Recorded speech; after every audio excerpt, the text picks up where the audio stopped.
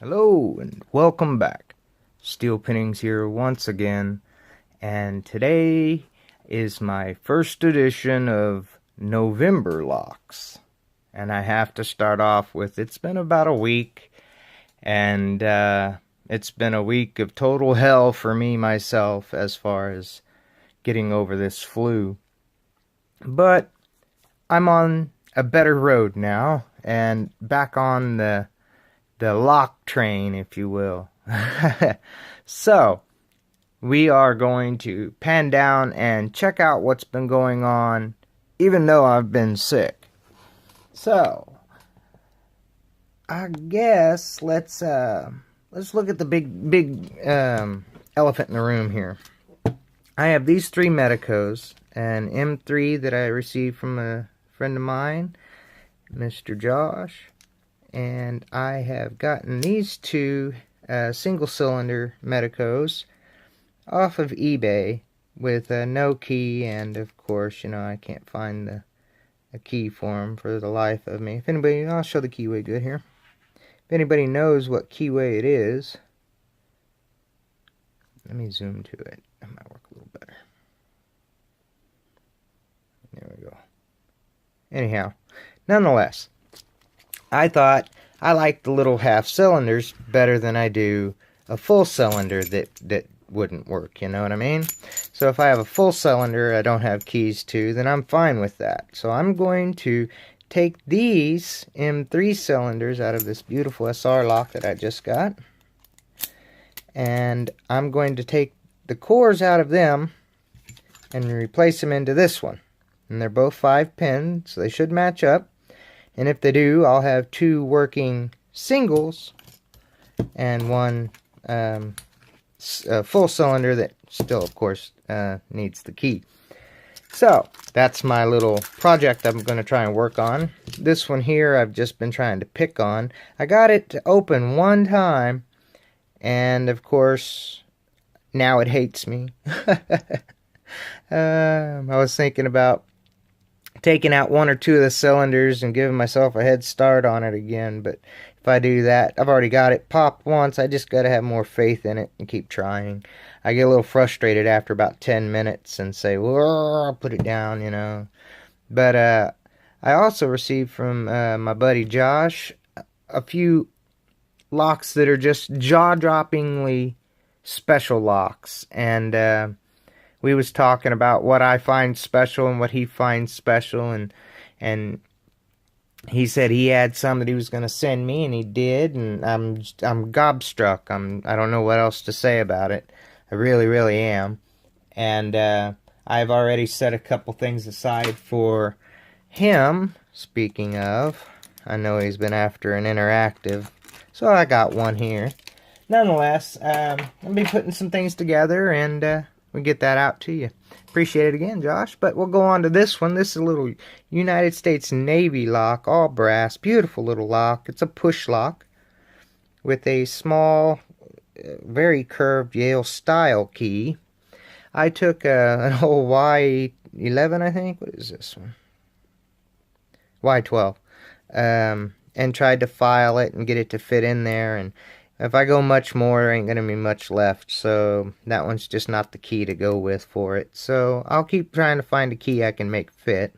Till then, I've already picked it once or twice, and these are also really neat because you can shim them. There's no overlap right there, so you can just pull down on it and stick a shim right there, and push the shim in as you kind of, just like you're shimming from the back, you're shimming from the front.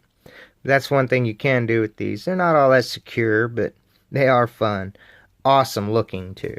So, I plan on getting that one rekeyed and back to him because I think it'd look even better on his shelf, considering I've already got one, but not a USN.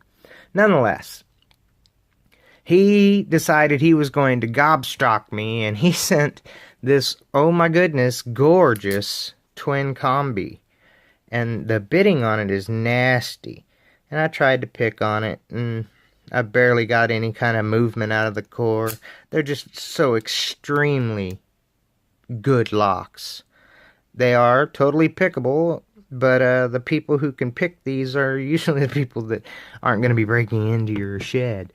Nonetheless, gorgeous lock. I thank you again. The one that I was talking to him about that I fell in love with, because I collect cam locks, and they're a big part of my collection. And he sent me this, and I could not believe it. He said he just got it in a trade, and after talking to me about my cam collection and seeing it, now I've got to find something else that he wants, and I think I know something that'll work just as nice, if you will. But these things are massively hard to pick. Only a few people have. They are gorgeous, wonderful locks, though.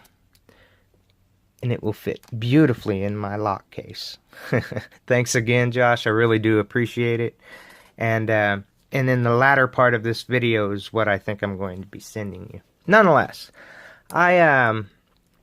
I've got this one that I got from Mr. Josh, and he said he has a few of them, and they are the Everest Primus, and these are some gorgeous locks, but they are the restricted, I think they're D145, yeah. So, believe it or not, I took an Everest key, a C145, and filed it down to fit. So it fits in there just nicely. Well, that fixes all of that, right?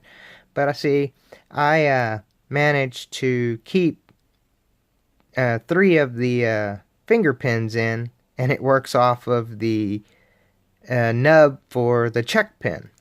So I didn't really do much to the key. I extended it a little bit bigger because all 3 of these pins go that direction, so they fit perfect. So they go in. I can get it to go in here again. There we go. And listen, it does work. That is so cool.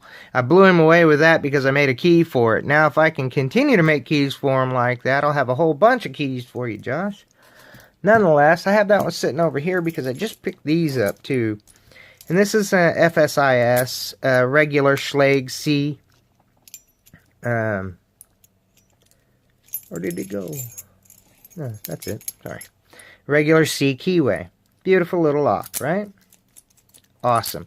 But to get control on it, it's cut into this control key. And that's a little bit longer, and it works the control lug on it. And the funny thing is, this is a Primus key. And it just shows you that you don't have to have the Primus fingers to make it work. So, that one does work it as control. You notice the kick with it is the other Primus control key working this new beautiful old stock, not too old, Primus kick cylinder. And I have a beautiful little padlock that's calling out this guy's name.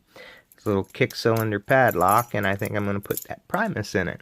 But it's kind of neat how they pinned up the same bitting on both of them so that this one works the control on that lock too. Kind of makes them stay together a little bit.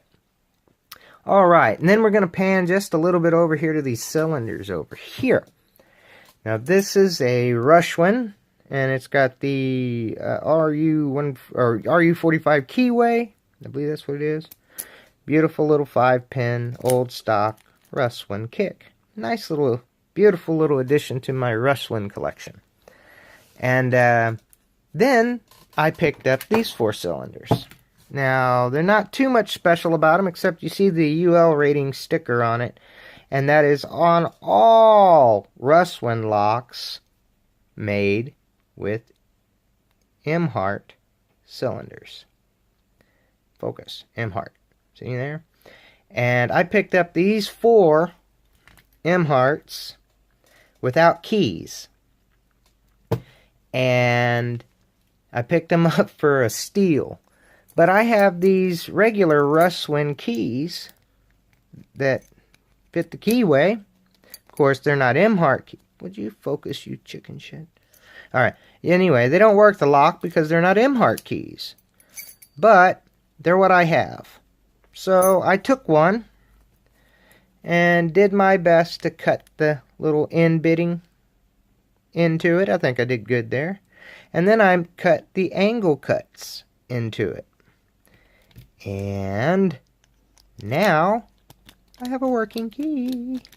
That's right. I'm going to cut 4 more keys, so I'll have 4 working keys for these beautiful mortise cylinder, they're more rim cylinder, Restwin M-Hearts. Gorgeous little locks, and I can't believe I got them for the steal I did. Okay now.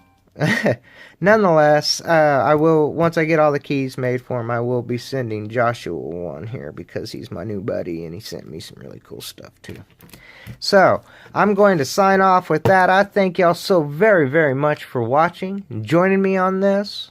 All the well wishes, of course. Y'all please stay safe and always stay legit. If you like this video and like what I do here, hit that like button. And if you're new to the channel, hit that subscribe button. And as always, until we meet again, peace.